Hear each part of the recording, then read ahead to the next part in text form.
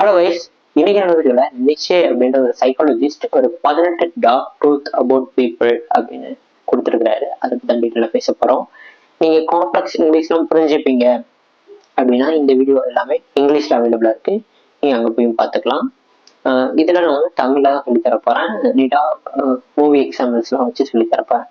Okay, 18 rules என்ன அப்படின்னா பட்டு சொல்லலாம், ஒவ்வொன்றா போகலாம். ஃபர்ஸ்ட் ரூல், எல்லாரும் ஃபேஸ் மாஸ்க் யூஸ் பண்றாங்க. ஓகே, ஸோ ஆனால் அது அவங்க இல்லை. அதாவது ஆத்தர் என்ன சொல்றாரு அப்படின்னா, நீங்க எதை காட்டுறீங்களோ அது நீங்க இல்லை, நீங்க எதா இருக்கீங்களோ அதுதான் நீங்க சொல்றாரு. இப்போ நம்ம நிறைய மூவிஸ்லாம் பார்க்குறோம். இப்போ நான் கிளிப் ப்ளே பண்றேன். இது தெரியும் இந்த கிளிப்பு. இதுல பாத்தீங்க அப்படின்னா அவரு ஒரிஜினல் ஃபேஸை காட்டல. ஸோ ஆனா அவர் நினைச்சுக்கிறாரு நம்ம எதை காட்டுறோமோ அதுதான் நான் அப்படின்னு நினைக்கிறாரு. கிடையாது, நீங்க எதை மறைக்கிறீங்களோ அதுதான் நீங்க. ஸோ இப்போ நல்லா யோசிச்சு பாருங்க, உங்களுக்குள்ள நீங்க எதையாவது ஒன்று மறைச்சிட்டு இருப்பீங்க. கரெக்டா? இது ஒரு சின்ன சின்ன விஷயமா இருக்கலாம். இதை வந்து நம்ம காட்டிடவே கூடாது, இதை மறைச்சு வச்சுக்கலாம், நம்ம அதை காட்டணும்னா நம்ம அதான் மாறிடுவோம் அப்படின்னு நினைக்கிறீங்க. ஆனா நீங்க ஆல்ரெடி அதை மறைச்சிட்டு இருக்கீங்கல்ல, ஆல்ரெடி நீங்க அதான் இருக்கீங்க அப்படின்னு தான் நீங்க தெரிஞ்சுக்காங்க.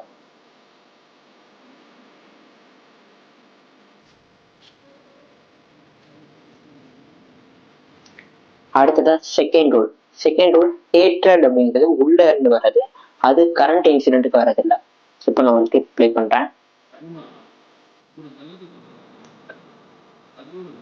இதுல வந்து இவங்க அப்பாவை கொண்டுட்டாங்க அப்படிங்கறதுனால இவங்க மேல ஒரு ஹேட்ரட் வந்திருக்கு. ஓகேவா? சோ இது இந்த இன்சிடென்ட்ல இல்ல. சோ உங்களுக்குள்ள ஏதாவது ஒரு வெறுப்பு என் மேல அது இருக்கு அப்படின்னா அந்த வெறுப்புக்கு காரணம் நீங்க நினைச்சிருக்கீங்க இல்லையா, இந்த ஒரு ரீசன்னாலதான் அவங்கள நான் வெறுக்கிறேன் அப்படின்னு நீங்க நினைக்கிறீங்க இல்லையா, அது ரீசன் கிடையாது. உங்களுக்கே தெரியாம வேற ஒரு ரீசன் உங்களுக்குள்ள பதிஞ்சிருக்கும். ஓகே, ஸோ அந்த ரீசன் அப்போ நீங்க கான்சியஸாவே இருந்திருக்க மாட்டீங்க.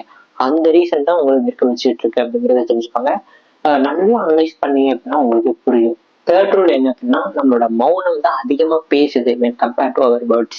நம்ம வேர்ட்ஸ் சொல்றோம் அப்படின்னா அந்த வேர்ட்ஸ்க்கு ஒரு சில மீனிங் மட்டும்தான் இருக்கும். அதுவே நம்ம சைலண்டா இருக்கோம் அப்படின்னா அந்த சைலன்ஸுக்கு ஏகப்பட்ட மீனிங்.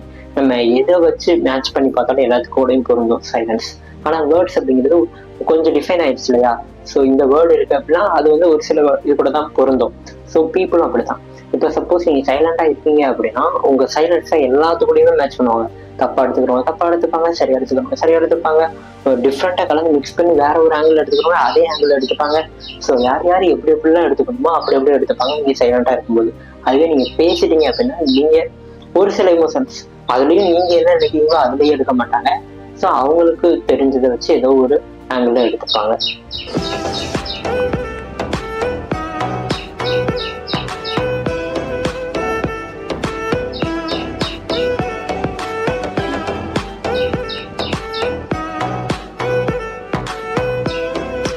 அடுத்ததான் ஃபோர்த் ரூல். ஃபோர்த் ரூல் என்ன அப்படின்னா, நம்ம ஒரு அறம் பண்ணிட்டோம் அப்படின்னா நம்ம செஞ்ச தவிர எல்லாமே மாஸ்க் ஆயிடும். இப்போ எக்ஸாம்பிளுக்கு நம்ம கத்தி மூவில பாக்குறோம். கத்தி மூவில வந்து ஜீவா அப்படிங்கிற கேரக்டர் வந்து நிறைய தப்பு பண்ணியிருக்காங்க. ஆனாலும் லாஸ்ட் சீன்ல அவரை வந்து ஒரு நல்ல ஒரு தியாகி மாதிரி தான் பார்ப்பாங்க. பிகாஸ் அவர் பண்ண அறம் அவரோட தப்பை மறைச்சிருச்சு. இன்குபேட்டர்ல வச்சிருந்த ஒரு குழந்தைய பெருச்சாலி கடிச்சு இறந்து போறதுல நம்ம ஊர்ல மட்டும் தான். ஜனங்க நோயை பார்த்து பயப்படுறதை விட கவர்மெண்ட் ஹாஸ்பிட்டல்ஸை பார்த்து பயப்படுறாங்க. அந்த பயம் தான் பிரைவேட் ஹாஸ்பிட்டல்ஸோட இன்வெஸ்ட்மெண்ட். ஸோ தட் இப்போ நம்ம ரியல் லைஃப்ல எடுத்துக்கிட்டோம் அப்படின்னா, இப்போ அவங்க வந்து நம்ம ஆஃபீஸ்ல ஒர்க் பண்ணிட்டு இருக்காங்க அப்படின்னு வச்சுக்கலாம். ஆஃபீஸ்ல எல்லா தப்புமே அவங்க தான் பண்ணியிருப்பாங்க. ஆனா ஒரு நல்ல விஷயம் பண்ணிடுவாங்க. ஆனா மற்றவங்கள்ட்ட பேசும்போது அந்த ஒரு நல்ல விஷயத்தை வச்சு நான் எதுவுமே பண்ணல, இவ்வளவு நல்லது நான் பண்ணியிருக்கேன் அப்படிங்கிற மாதிரி பேசி அவங்களுக்கு ஃபேவரிசமா அவங்கள எல்லாத்தையும் மாத்திடுவாங்க. இதை வந்து நம்ம நார்மலா நடக்கக்கூடியதான். நம்ம இருக்கக்கூடிய ஏரியாவில் நடக்கக்கூடிய பாலிடிக்ஸ் எல்லாமே அப்படிதான் இருக்கு. ஸோ உங்ககிட்ட வேற யாராவது இந்த மாதிரி பண்றாங்கன்னா அவங்க பண்ண தப்பு எல்லாத்தையும் மறைச்சு ஒரு அறத்தை வச்சு உங்கள்கிட்ட அவங்களோட மைண்ட் செட்டை வந்து உங்கள்கிட்ட சேஞ்ச் பண்ண ட்ரை பண்ணாங்க அப்படின்னா நீங்க சேஞ்ச் ஆகாம கரெக்டாக பார்த்துக்கணும். ரூல் நம்பர் 5, நீங்க சொல்லக்கூடிய போய் மற்றவங்களுக்காக சொல்லலை, நீங்க உங்களை நீங்களே அழைச்சிக்கிறீங்க அப்படின்னு சொல்லலாம். பிகாஸ் நீங்க பொய் சொல்லும் போது ஃபர்ஸ்ட் உங்களோட பாடி அண்ட் மைண்ட் தான் அது கேட்குது, அதுக்கப்புறம் தான் அது மற்றவங்கள்ட்ட போகுது. மற்றவங்கள்ட்ட போகும்போது அவங்க அந்த இன்சிடென்ட்ல அதை மறந்துட்டு போயிடுவாங்க. ஆனா உங்க பாடி அண்ட் மைண்ட் அந்த பொய்யை வந்து லைஃப் லாங் உங்க கூடயே வச்சிருக்க போது. ஸோ நீங்க வேற ஒரு சுச்சுவேஷன் இதே மாதிரி ஹேண்டில் பண்ணும் போதும் சரி இதே மாதிரி நீ பொய் சொல்லடா அப்படின்னு தான் உங்களுக்கு எடுத்து கொடுக்குமே தவிர உங்களுக்கு வேற எந்த ஒரு மாற்றமும் நடக்க போறதில்லை. தங்கச்சி வேணும்னு ஆசைப்பட்டா நீ அவளை கொல்லணும்னு சொல்ற. அவங்க மைண்ட்ல என்ன விதைச்சிருக்கான்னு எனக்கு தெரியலடா. எவ்வளவு சந்தேகப்பட்டேன், ஆனா இடத்துக்கு மேல எனக்கு இந்த சந்தேகம். போட் மூவில அந்த பையன் வந்து போய் சொல்றான். ஓகே, ஸோ நீ யாரு அப்படிங்கிற மாதிரி கேட்கறான். தங்கச்சி இல்லை அப்படிங்கிற மாதிரி சொல்றான். ஆனா அவன் சொல்றது எல்லாமே அவனை தான் அஃபெக்ட் பண்ணுதே தவிர அவனை சுத்தி இருக்க யாருமே அஃபெக்ட் பண்ணல. அவனோட லைஃப் தான் அதனால டேமேஜ் ஆக போகுது. சிக்ஸ்த் ரூல், டாமினேட் பண்றவங்க எல்லாம் இன்ஃபீரியரா ஃபீல் பண்றாங்க அப்படின்னு சொல்றாரு ஆத்தர். எப்படி அப்படின்னா, இப்போ ஒரு கிளிப் ப்ளே பண்றேன். உங்கள்கிட்ட அவ்வளவு பணம் இருக்கா? ஸோ இதுல வந்து இவர் டாமினேட் பண்ணணும் அப்படின்னு நினைக்கிறாரு. உங்ககிட்ட பணம் இல்லை அப்படிங்கிற போது இவர் டாமினேட் பண்ணணும்னு நினைக்கிறாரு. ஆனா இவர் வந்து ஆக்சுவலா இன்ஃபீரியரா ஃபீல் பண்றாரு. நம்ம கிட்ட இது இல்லையே அப்படிங்கிற ஃபீல் இருக்கு. ஸோ அதை மறைக்கிறதுக்காக தான் டாமினேட் பண்றாரு அப்படிங்கிறத அதை சொல்றாங்க. இப்போ உங்களோட ஆஃபீஸ்லயோ அல்லது நீங்க எங்கேயாவது இருக்கீங்க அப்படின்னா உங்களை யாராவது டாமினேட் பண்றாங்க அப்படின்னா அவங்க கண்டிப்பா இன்ஃபீரியரா ஃபீல் பண்றாங்க. ஏதோ ஒரு இடத்துல இன்ஃபீரியரா ஃபீல் பண்றாங்க. அது மறைக்கிறதுக்காக உங்களை டாமினேட் பண்ணி ஸோ தட் அந்த மென்டல் சாட்டிஸ்ஃபேக்ஷன் அவங்க அடைஞ்சுக்கிறாங்க உங்களை டாமினேட் பண்றது மூலமா. இப்போ நான் சொல்ற விஷயங்கள் எல்லாமே மற்றவங்களுக்கு தான் பொருந்தும், எனக்கு எதுவும் பொருந்தாது அப்படின்னா கேட்டால் கிடையவே கிடையாது. இது எல்லா ஹியூமன் பீயிங்ஸுமே பொருந்தும். நம்மளே நிறைய இடத்துல நம்ம பண்ணிட்டு இருக்கோம். பண்ணாதான் நமக்கு ஹியூமன் பீயிங். ஸோ இதெல்லாம் நடந்தாதான் நமக்கு நார்மலா நிறைய ப்ராசஸ் நடந்துட்டு இருக்கு அப்படின்னு அர்த்தம். இதெல்லாம் நம்ம நடந்ததுக்கு அப்புறம் தான் நம்ம ரெக்டிஃபை பண்ண முடியுமே தவிர இதை நடக்காம பார்த்துக்க முடியாது. இதை முடிஞ்ச வரைக்கும் தியானம் இந்த மாதிரி எல்லாம் பண்ணி மைண்ட் அண்ட் பாடியை கரெக்டாக வச்சுக்கும் போது நம்ம இதெல்லாம் வந்து நடக்காம பார்த்துக்கலாம். செவன்த் ரூல் என்ன சொல்றாரு அப்படின்னா, பெரும்பாலான ஆக்ஷன் பயத்தினாலதான் வருது, எதுவுமே கான்ஃபிடென்ட்னால வரல. இப்போ நீங்க எக்ஸாம்பிள் படிக்கிறதா இருக்கட்டும், இப்போ ஏதோ ஒரு அசைன்மெண்ட் அவசரமா பண்ணிட்டு இருக்கதா இருக்கட்டும், ஒரு ப்ராஜெக்ட் பண்றதா இருக்கட்டும், இதுக்கு மேக்சிமம் நீங்க கான்ஃபிடென்ட்டா பண்றதை காட்டிலும் பயத்துல தான் பண்ணிட்டு இருக்கோம். ஓகே, ஸோ அந்த அந்த லெவல் ஆஃப் பயம் கான்ஃபிடென்ட் அது ரெண்டு தான் மேட்ரு. ஸோ பயம் கம்மியா இருந்து கான்ஃபிடென்ட் அதிகமா இருந்தால் அந்த ஒர்க் நல்லா வரும். பயம் அதிகமாக இருந்து கான்ஃபிடென்ட் கம்மியாக இருந்தால் ஒர்க் ஒரு மாதிரி சொதப்போம். ஆனால் அதனாலதான் அந்த புஷிங் மோட்டிவேஷன்ஸ் எல்லாமே கிடைக்குது.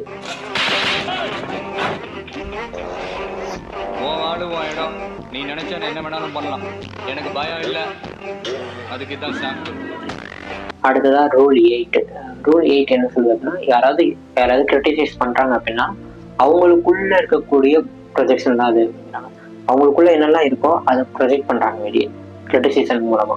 இப்போ ஃபார் எக்ஸாம்பிள், இப்போ நீ நல்லாவே படிக்க மாட்டேன், நீ உருப்பட மாட்டேன், நீ ரெஸ்பான்சிபிளாகவே இருக்க மாட்டேன் அப்படின்னு நான் சொல்றேன்னா இந்த ஃபீல் எல்லாமே எனக்குள்ள இருக்கு. ஒருவேளை நான் அப்படி படிக்காம இருப்பணும், நான் வந்து ரெஸ்பான்சிபிள் இல்லாம இருப்பணும் அப்படின்ற ஃபீல்லாம் எனக்கு இருக்கு. அது என்கிட்ட இருக்குன்னு நான் என்கிட்ட சொல்லாம உங்ககிட்ட சொல்றது மூலமா நான் எனக்குள்ள இருக்கிறது எல்லாத்தையும் தூக்கி போட்டேன், எனக்கு மென்டல் ரிலீஃப் கிடைக்குது. ஸோ செல்ஃப் சாட்டிஸ்ஃபேக்ஷன் எப்போ அடைகிறா அப்படின்னா மற்றவங்களை வந்து கிரிட்டிசைஸ் பண்றது மூலமா இவங்க அடைஞ்சுக்கிறாங்க. உனக்கு எதுக்குல இந்த வேலை? இதுவும் என் வேலை தான், கலெக்ஷன் பண்ண தான் வந்திருக்கேன். ஓகே, ஸோ இன்னொரு டைம் உங்களை யாராவது கிரிட்டிசைஸ் பண்றாங்க அப்படின்னா அது உங்களோட ஃபெயிலியரா யாரும் கிரிட்டிசைஸ் பண்ணல, அவங்களோட இன்செக்யூரிட்டிஸை உங்க மூலமா வெளியே கொண்டு வர்றாங்க அப்படிங்கிறது தெரிஞ்சுக்கோங்க. இப்போ சப்போஸ் நீங்க மற்றவங்க கிரிட்டிசைஸ் பண்றீங்க அப்படின்னாலும் சேம் தான். நீங்க அவங்களோட ஃபெயிலியரை நீங்க கிரிட்டிசைஸ் பண்ணல, உங்களோட இன்செக்யூரிட்டிஸை நீங்க வெளியே கொண்டு வரீங்க அவங்க மூலமா. அடுத்ததான் ரூல் நம்பர் 9. கான்ஃபிடென்ஸ் அப்படிங்கிறது கில்ட்டோட ஒரு காஸ்டியூம் அப்படின்னு சொல்றாங்க. நம்ம எல்லா எந்த ஒரு விஷயமே கான்ஃபிடென்ஸா பண்ணக்கூடாது, எல்லா விஷயத்துமே வந்து நிதானமா தான் பண்ணணும் அப்படின்னு சொல்ல வராங்க. ஓகேவா? ஸோ நம்ம கான்ஃபிடென்ஸா பண்றோம் அப்படின்னா நம்ம ஏதோ ஒரு இடத்துல கில்ட் ஆயிருக்கோம் அப்படின்னு அர்த்தம். ஃபார் எக்ஸாம்பிள், இப்போ நம்ம மாஸ்டர் மூவில வந்து அந்த 2 பசங்க தூக்குல தொங்குனதுக்கு அப்புறம் அவன் ரொம்ப கான்ஃபிடென்ட் ஆயிட்டு அந்த பவானி எடுத்து நிறைய வேலைகள் பார்ப்பான். ஸோ உங்க முன்னாடி வேற யாராவது ரொம்ப கான்ஃபிடென்ட்டா ஆக்ட் பண்றாங்க அப்படின்னா கண்டிப்பா அவங்க ஏதோ ஒரு தப்பு பண்ணியிருக்காங்க. அந்த கில்ட்டை வந்து அவங்களுக்குள்ள செல்ஃபா சாட்டிஸ்ஃபை பண்றதுக்காக தான் கிட்டத்தட்ட ரொம்ப கான்ஃபிடென்ட்டா ஆக்ட் பண்றாங்க. Okay, so confidence is comes from the guilt அப்படிங்கிறத நல்லா தெரிஞ்சுக்கோங்க. நீங்களும் ரொம்ப கான்ஃபிடென்ட்டா இருக்கணும் அப்படின்னு நினைக்காதீங்க. ஜஸ்ட் அந்த வேலையை பண்ணணும் அப்படின்னு மட்டும் நினைங்க. ரொம்ப கான்ஃபிடென்ட்டா நான் உறுதியா இருப்பேன் அப்படின்னா இருக்கக்கூடாது. உறுதியா இருக்கீங்க அப்படின்னா எங்கேயோ ஒரு இடத்துல நீங்க உறுதி இல்லாம இருந்துட்டீங்க அப்படிங்கிறத வெளிக்காட்டுது.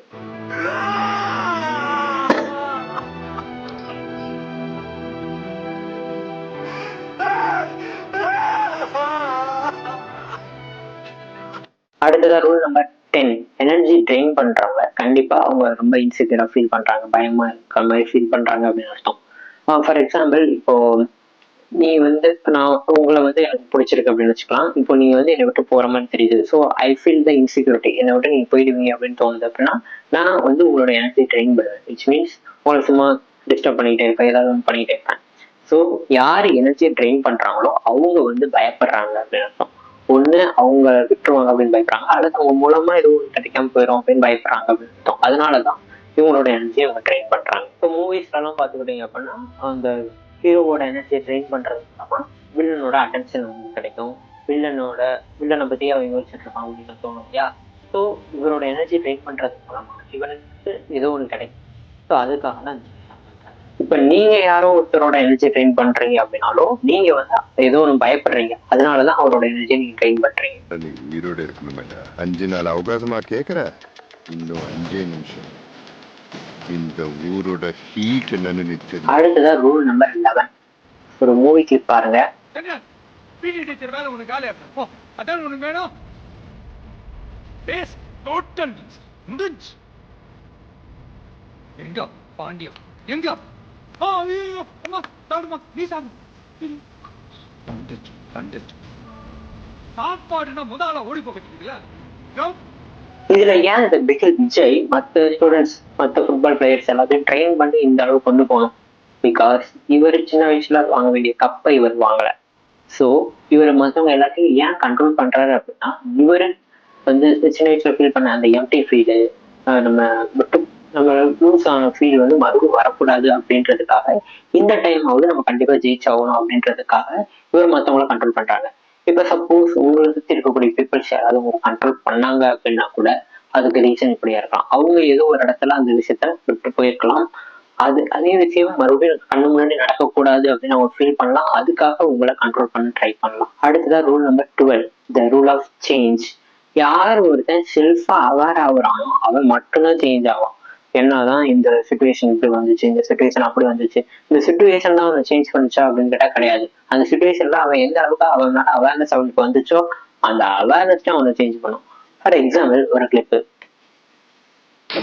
சும்மாவே காட்டுன்னு காட்டுவேன். வேலாயுத மூவில விஜய் ஏன் சேஞ்ச் ஆனா அப்படின்னா அந்த சிச்சுவேஷன்ஸ் அந்த மக்கள் அப்படி இப்படி நிறைய கொண்டு வந்தாங்க. அதெல்லாம் கிடையாது.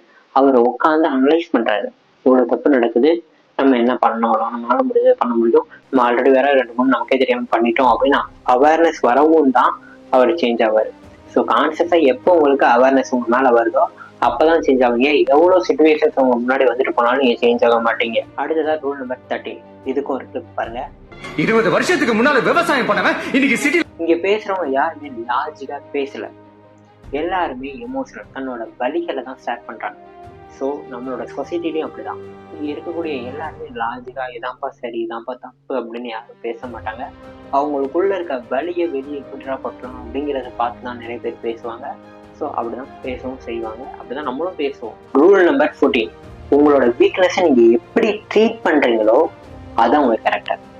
ஸோ இதான் என் வீக்னஸ் அப்படின்னு தெரிஞ்சிருச்சு அப்படின்னா அந்த வீக்னஸை நீங்க எப்படி ட்ரீட் பண்றீங்க, அந்த வீக்னஸ்க்கு கரெக்டான ட்ரைனிங் கொடுக்குறீங்களா, அல்லது அந்த வீக்னஸை இக்னோர் பண்றீங்களா, அல்லது அந்த வீக்னஸை பத்தி யோசிக்காமலே இருக்கீங்களா, அல்லது அந்த வீக்னஸை இன்னும் வீக் ஆக்குறீங்களா? ஸோ இதுதான் உங்களோட கேரக்டர். இப்போ ஃபார் எக்ஸாம்பிள் ஒரு பையனுக்கு ஏதோ ஒரு விஷயம் தெரியல, மேக்கப் போட தெரியல, அதான் அவனோட வீக்னஸ். ஸோ அந்த மேக்கப்பே போடாமல் இருக்கிறானா, அல்லது கொஞ்சம் ட்ரை பண்ணுறானா, அல்லது சுத்தமாக மேக்கப்பை வெறுக்கிறானா? ஸோ ஒன்று தெரியல அப்படின்னா, ஒன்று வீக்காக இருக்கு அப்படின்னா அந்த வீக்னஸ்ல நீ எப்படி ரியாக்ட் பண்ணுறியோ அதுதான் உங்க கேரக்டர். அவ்வளோதான், கேரக்டர் சிம்பிளாக டிஃபைன் பண்ணிட்டாங்க. அடுத்ததான் ரூல் நம்பர் 15. மறக்கப்படுவோம் அப்படின்ற பயத்தில் நிறைய பேர் அட்டென்ஷன் சேஸ் பண்ணுவாங்க.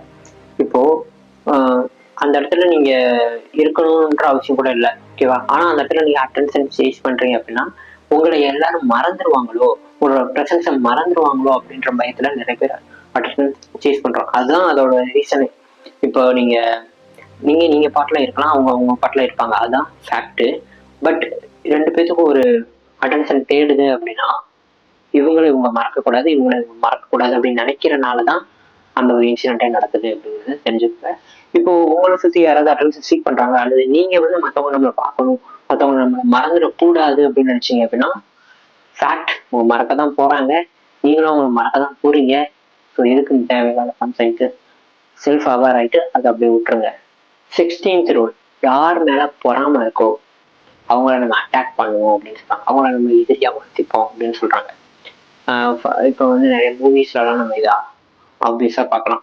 ஓகே, இவங்க வந்து இவங்களோட ஸ்கில் ஏதாவது அதிகமா இருக்கும், அந்த பொறாமை இவங்களுக்குள்ள இருக்கும். இவன் வந்துட்டானா இதை தெரியுதானா அப்படின்ற ஒரு பொறாமை பெருசா இருக்கும். அதனால இவங்க அட்டாக் பண்ணிப்பாங்க, இவங்க அட்டாக் பண்ணிப்பாங்க. பட் இவனுக்கு தண்ணி சோறு பிரியாணி எது வேணாலும் கொடுங்க, ஆனா தூங்க விடாதீங்க. ஒரு செகண்ட் கண்ண முன்னால அடிங்க. சார், இது வந்து ஜஸ்ட் பொறாமையின் காரணமாக டிஸ்ட்ராய் பண்றதை தவிர இதனால இவங்க வந்து பெரிய ஆள் அப்படிங்கிறத காட்ட முடியாது. ஸோ ஜஸ்ட் பொறாமையினால ஒருத்தர் டிஸ்ட்ராய் பண்ணிக்கிறான். That's it. ஸோ நீங்க வந்து யாரையாவது அட்டாக் பண்ணணும் அப்படின்னு நினைக்கிறீங்க அப்படின்னா கண்டிப்பா உங்களுக்கு ஏதோ ஒரு இடத்துல பொறாமை இருக்கு அப்படின்னு அர்த்தம். ஓகே, ஸோ அந்த பொறாமை எங்க இருக்கு அப்படிங்கிறத கண்டுபிடிச்சு எதனால பொறாமை வருது அப்படின்னா உங்களுக்கு எல்லாமே வேணும் அப்படின்னு நினைக்கும் போது தான் பொறாமை வரும்.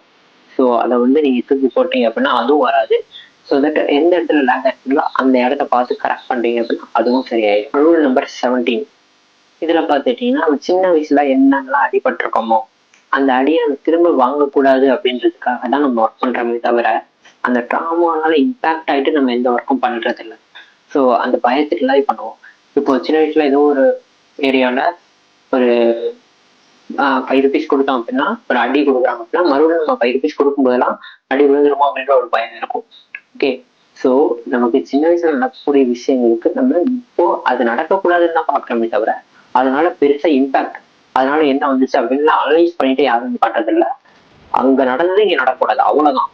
இப்ப நீங்க ஆபீஸ்ல ஏதாவது பண்றீங்க அப்படின்னா சின்ன வயசுல அவங்க ஏதாவது ஒன்று பண்ணிருப்பாங்க, அங்க நடந்தது இங்க நடக்கக்கூடாதுன்னு வச்சுப்பாங்க தவிர அங்க நடந்தது என்ன, அதோட இம்பாக்ட் என்ன, இங்க நடக்க போறது என்ன, இதோட இம்பாக்ட் என்ன அப்படின்லாம் யோசிக்க அது மாட்டாங்க. சைக்காலஜிக்கலா அவங்க ஆட்டோமேட்டிக்கா என்ன தோணுதோ அங்க நடக்கக்கூடாதா, அவ்வளவுதான் நடக்கக்கூடாது அப்படின்னு சொல்லிட்டு போயிட்டே இருப்பாங்க.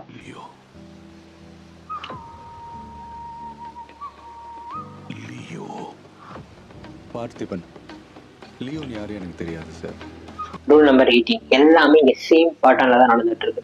ஓகே, ஸோ ஃபார் எக்ஸாம்பிள் இப்போ நீங்க ஏதோ ஒரு வேலை பண்றீங்க அப்படின்னா அந்த வேலையை நீங்க என்ன எமோஷன்ல பண்றீங்களோ அதே மாதிரி தான் அடுத்த வேலையை பண்ணுவீங்க. ஃபார் எக்ஸாம்பிள் இப்போ நீங்க பயந்துகிட்டே எழுதுறீங்க, எக்ஸாம் படிக்கிறீங்க அப்படின்னா எக்ஸாம் எழுதும் போது பயந்துகிட்டே தான் எழுதுவீங்க. இப்போ சப்போஸ் நீங்க சந்தோஷமா எக்ஸாம் படிக்கிறீங்க அப்படின்னா எக்ஸாம் எழுதும்போது சந்தோஷமா எழுதுவீங்க. ஸோ நீங்க ஒரு வேலையை எப்படி பண்றீங்களோ அது மாதிரி தான் அடுத்தடுத்த வேலையில பண்ணுவீங்க. இப்போ நீங்க ஒரு கில்ட் ஃபீல்ட்லயும் ஒர்க் பண்ணிட்டீங்க அப்படின்னா நீங்க அடுத்தடுத்த வரைக்கும் கில்ட் ஃபீல்ட்லையும் பண்ணுவீங்க. ஸோ நீங்க எப்போ செல்ஃப் அவேராகி சேஞ்ச் ஆகுறீங்களோ அது வரைக்கும் அந்த ஃபீல் அப்படியே தான் இருக்கும். நீங்க எவ்வளவு பெரிய வேலையை பார்த்தாலும் சரி அப்படியே தான் இருக்கும். சொல்லுங்க, என்ன உங்க டவுட்? ஓட்டு வச்சுக்கிட்டே இங்க ஒரு பயம் ஒன்றும் பண்ண முடியல. நீங்க போடாத ஒரு ஓட்டை வச்சுக்கிட்டு கேட் கசப்லேயே கவுத்துட்டீங்களா?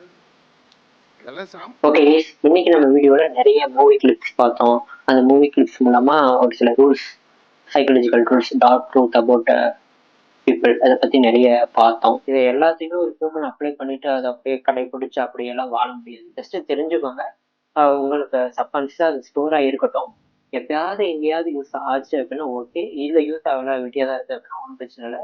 நிறைய விஷயங்கள் விட்டியா தான் இருக்கு, இருந்துட்டு போகுது, அப்படி விட்டுறலாம். ஓகே, மறக்காம நம்ம பேசாம இருக்க முடியல சேனலை சப்ஸ்கிரைப் பண்ணி வச்சுக்கோங்க, பக்கத்துல இருக்க பெல் ஐக்கானை கிளிக் பண்ணிக்கோங்க. அப்புறம் நெக்ஸ்ட் என்னென்ன மாதிரியான வீடியோஸ் பத்தி நம்ம பேசணும், அல்லது இந்த ரூல்ஸ்ல ஏதாவது நம்ம பத்தி டெப்தா பேசலாமா, அல்லது ஏதாவது எமோஷன்ஸை பத்தி டெப்தா பேசலாமா, அது எப்படி வருது, அது மாதிரிலாம் நம்ம டெப்தா பேசலாமா அப்படிங்கிறத பத்தி கமெண்ட்ல சொல்லுங்க. கண்டிப்பா அடுத்தடுத்து நம்ம வீடியோஸ்ல நிறைய விஷயங்கள் பேசலாம். ஓகே, இப்போ தேங்க்ஸ் ஃபார் வாட்சிங். Tata, bye bye. மறக்காம சப்ஸ்கிரைப் பண்ணிடுங்க. ஓகே, பாய்.